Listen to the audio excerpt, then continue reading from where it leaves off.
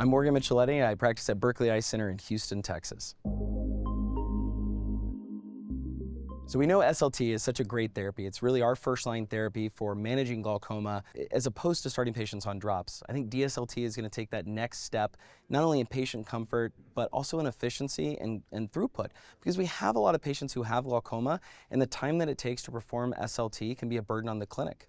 But with DSLT, we're decreasing that burden. We're going to be able to increase the number of patients who get that first-line treatment with a laser-based therapy that we know works. Overall, for the whole Voyager kind of experience, I think the most impressive thing is just that it's such an efficient process for the patient, right? They walk in, they put their head in a device with a speculum, there's no contact, and a couple seconds later, the procedure's over.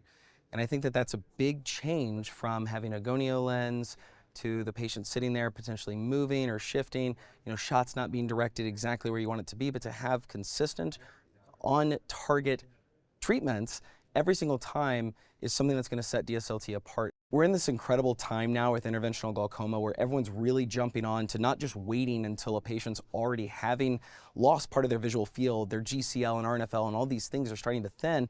We're getting proactive about it, and that's what interventional glaucoma is about. And DSLT and SLT therapy is the first line of that, reducing medication burden on the patients. We know patients are not able to consistently use their drops, whether it's because they forget, or they can't afford it, or they just can't make the trip to the pharmacy to pick them up, or we can't get a prior authorization. With SLT and DSLT, we don't have to worry about that. If it were me and I needed some sort of glaucoma intervention, DSLT would be my first line treatment for myself.